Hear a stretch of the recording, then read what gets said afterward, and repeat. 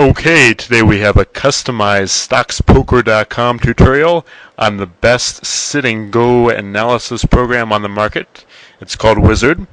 And before we take a look at Wizard, we need to look at a little bit of the background on the SitNGo. So I prepared a basic tutorial for us to get us up to speed. And the main thing is that chips are not money.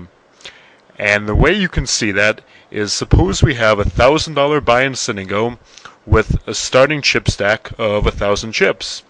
Then in the beginning, you're exchanging $1,000 for 1,000 chips, and so it would appear that each chip is worth $1.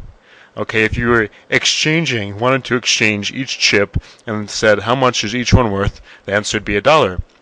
And yet, if we're assuming that we have 10 entrants and it's a standard payout of 50% for the winner, 30% for second, and 20% for third, then if you win, you cash out with every single chip, right? You beat everyone, so you have all the chips in play, and yet you only get half the prize pool, $5,000.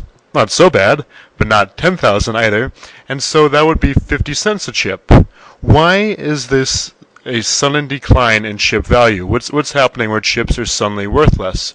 Well, the reason it occurs, of course, is that second and third places cash out money, but they don't have any chips.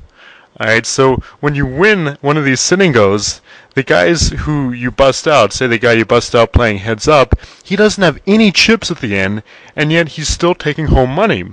And that's extremely different from, say, a cash game, where you cash out with whatever chips you have.